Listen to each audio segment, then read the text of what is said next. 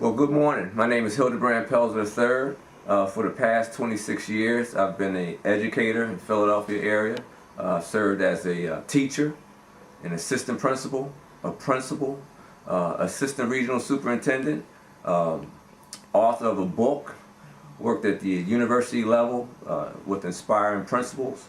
But over the years, my passion has been working with children and helping them become good, great, and excellent, all at the same time. Working with teachers and working with schools, particularly struggling schools, schools that are having a hard time, challenging times, taking young people from below basic to proficient. That is what I'm most excited about. Family of educators. Mom is a retired principal. Father, retired counselor, both school district of Philadelphia. And my brother, who lives out of state, is a university professor.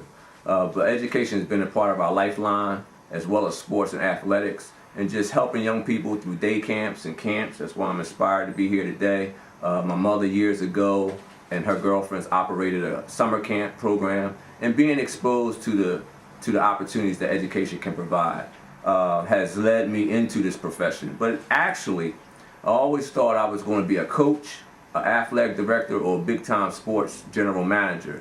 It wasn't until I worked inside of a juvenile correctional setting years ago, late 80s, early 90s, that I was inspired to become a principal, because I saw students who were incarcerated, very strong, fierce, powerful outside of the classroom, but when I saw them in the classroom, they were very shy, meek, timid. That is what inspired me to become a principal, and I changed my vision from being involved in sports to being involved in running a school.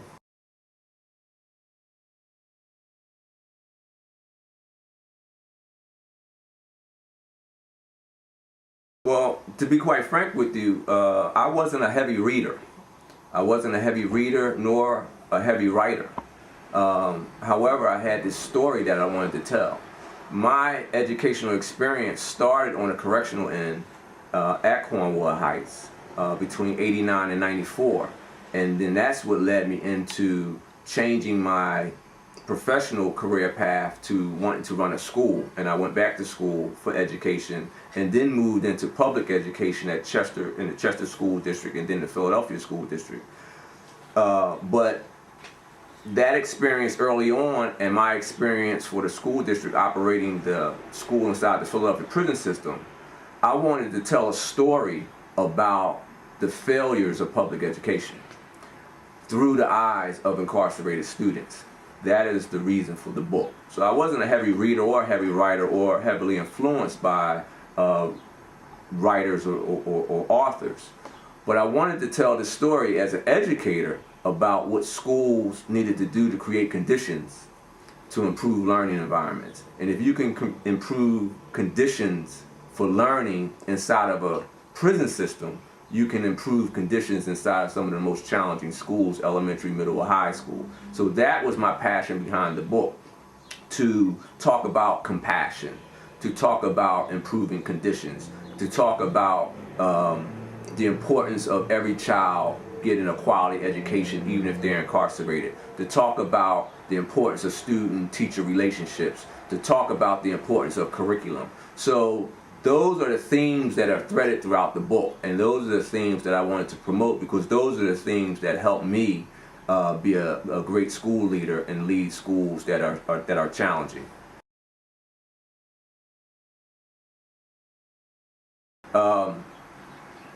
Let me backtrack just a second to answer that. The whole idea of communicating, the whole idea of getting young people interested in the importance of being able to communicate and convey their ideas, and to speak, articulate, write, read well. As an author, any author that puts out books should try to convey that through their books, whether that's fiction or nonfiction. In my book, and through my book, I hope to convey to other school leaders and teachers how they could see education. I get more interest in the book from adults than younger individuals, And so the adults that read my book or inform me that they read my book, I always ask them, what was it about my book that intrigued you? They say, oh, I enjoyed your book. I liked your book. It was a great book. What about it intrigued you? And what they say is, there's a storyline that I talk about that twofold. One, how I traveled through education and my experiences through education, but also a solution about how educational problems can be tackled. So being able to communicate is what has helped me. This book has helped me. But to your point about children and writers, children must always think about literacy. Children must always think about speaking. Children must always think about writing. And teachers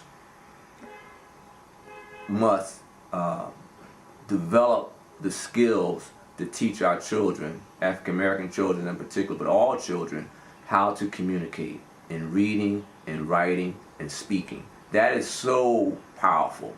Now, we put a lot of focus on literacy. We put a lot of focus on literacy.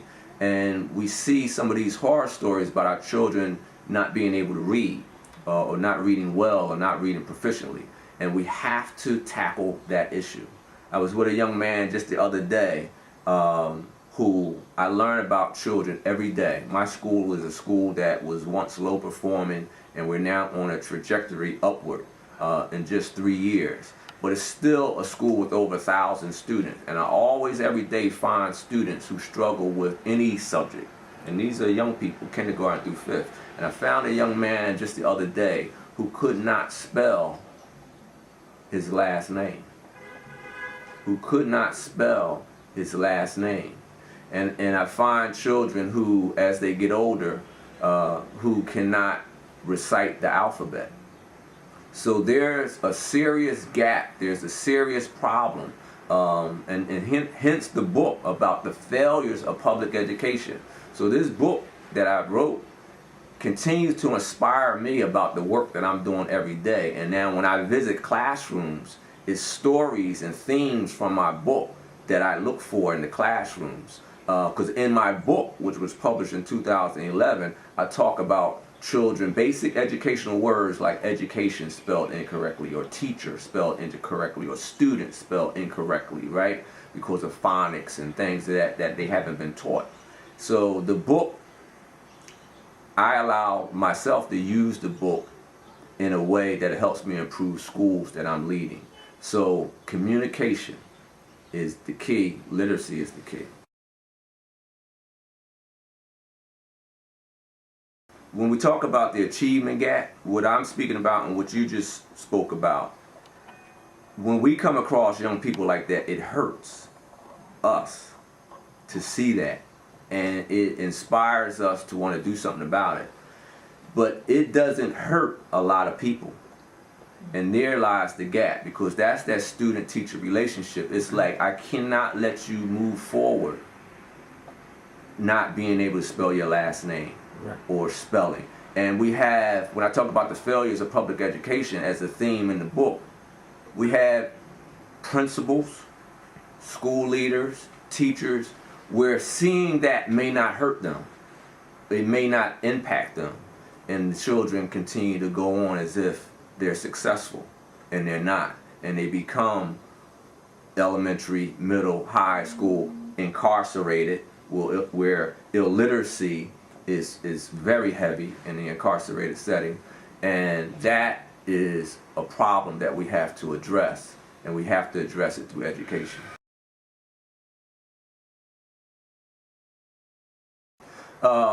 Book was published in 2011. It was actually self-published in 2011, and early on, 2011 to about 2013, a lot of great praise and raves and reviews. It's now 2016. People ask me, when you're going to write another one. So time kind of passes by. But I've been able to speak to audiences locally. I spoke to an audience just a couple of weeks ago, I think it was, Teach for America group. My wife and I have gone as far as London to speak about my book. So the book attracts a lot of people who have an interest in the challenges with public education, correctional education, or just school transformation, because the subtitle of the book is Organizing School Inside a Prison. So the organizational dynamics that go into making certain the right teachers in the right classroom with the right children, the right environment, the right setting, the right curriculum are all in place. So I have people who are interested in those things, from teachers to correctional educators to superintendents, and they call from time to time, whether that's through social media and other ways, about the book and about that interest. But as I said earlier, it's time to write another book. It's time to even transform that topic and jump on other topics that also help improve education.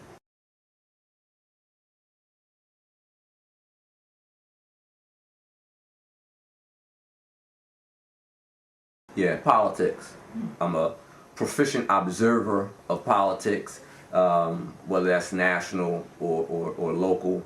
And I'm always looking at the politics around education, the politics around urban issues, where Republican or Democrat, they are not talking about education, nor are they talking about higher education. I mean, fixing, improving, developing the future of education, you really don't hear those things. Or funding issues, where education is not funded, education is growing in different ways. So politics around education inspires me.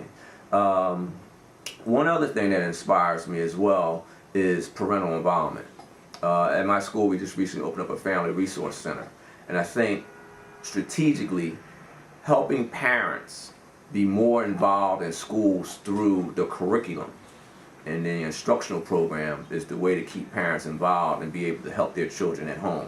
A lot of times, and I see this in the feedback I have to give my teachers, is involvement is short-sighted. Parental involvement, it's really around behavior, or I sent home a daily report, or I call when Hildebrand was not listening, and those type of things, and that doesn't really engage families. So I've talked to myself about more writings around how to help parents get involved. So politics and parental involvement, those are some issues that inspire me right now. You know, there's an elephant in the room, right? And now I've spoken on it in small discussions or small speaking settings, and it's around the achievement gap and what's really happening in classrooms. I talked about any number of children, and my day job is I'm a principal, and you want to inspire people all the time. So you're inspiring parents, you're inspiring children, you're inspiring teachers, you're giving them feedback. But there is some very poor instructional delivery in a lot of classrooms in a lot of schools. And although you fix these problems and you give people professional development, there are individuals who should not be in this profession. And that's the elephant in the room. And as a principal, you don't go out and say, well, my teachers aren't great. And in fact, I had some rock star teachers. But universally, there's a reason why this young man I spoke about doesn't know his last name. Can't spell his last name. He knows his last name, can't spell it. Or children in the 3rd and 4th grade don't know the alphabet. Or a sore throat is sour throat. So it's because poor instructional delivery has been presented. And we tend to protect the institution by trying to market your school well, or trying to keep people inspired and motivated, when in fact they shouldn't be in front of children. So that is a topic that needs more conversation. It's the elephant in the room. It's when you talk about those topics, it seems like you're talking negative about, but the reality is in the data.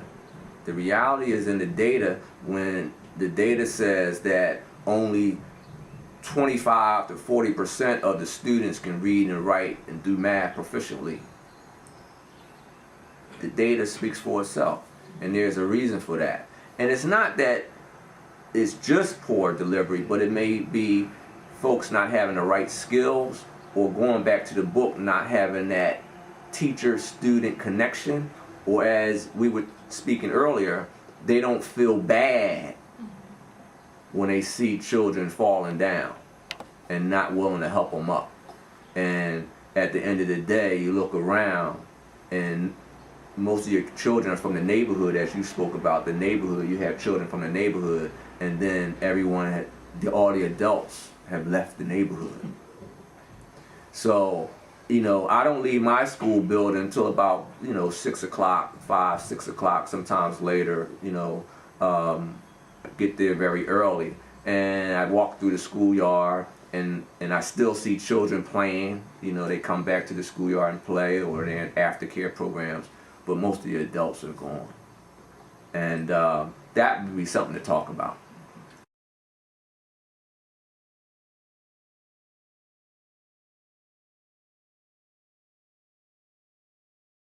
When I first heard about it, and I've been following Dr. Steve Perry for a while. In fact, I have a quote from Dr. Steve Perry in my book. My first reaction, and I think I said this to my wife, was I need to find me a Sean John or P. Diddy, and someone who would be willing to fund schools and allow me to develop, implement the type of school that I think would be an excellent school. So I didn't feel bad about it one way or the other. I have read many articles, pros and cons about it, but me, in following Dr. Perry, in fact, he is one that speaks about that elephant in the room. But he is also one who is challenging the status quo. And he is also one who is going into underserved neighborhoods and trying to get it done. So that's urban education. So when I read that, I said maybe I need to call P. Diddy up. Yep. I'll say it this way: the educational landscape now today is very different. It's about great schools. It's not just about your local school district. And local school districts, and I work for a local school district, they have to figure this out. People, communities, families, cities want great schools. So whether those schools are independent schools, school district schools, charter schools, private schools, whatever the case is, anyone supporting great schools, that's a great thing. And we have to begin to look at the opportunities that provides students in communities that do not have great schools. But I am a supporter of developing great schools.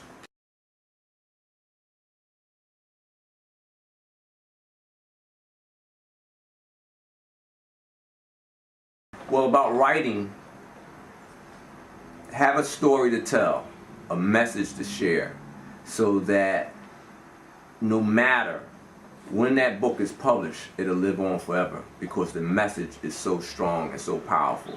We talk about Langston Hughes inspiring other people and those type of things, because their messages, their writings, their poems, and whatever they write about, fiction and nonfiction, is so lasting. So as a writer, you want things that are impactful and that will last. As an educator, and just everyone's an educator. And that's what I mean by the landscape changing. Parents are educators. Students that are performing well who help others are educators. So this notion of education is so important. This idea of getting education right is so important. I'm a board member for Mothers in Charge, led by Dorothy Johnson Spike.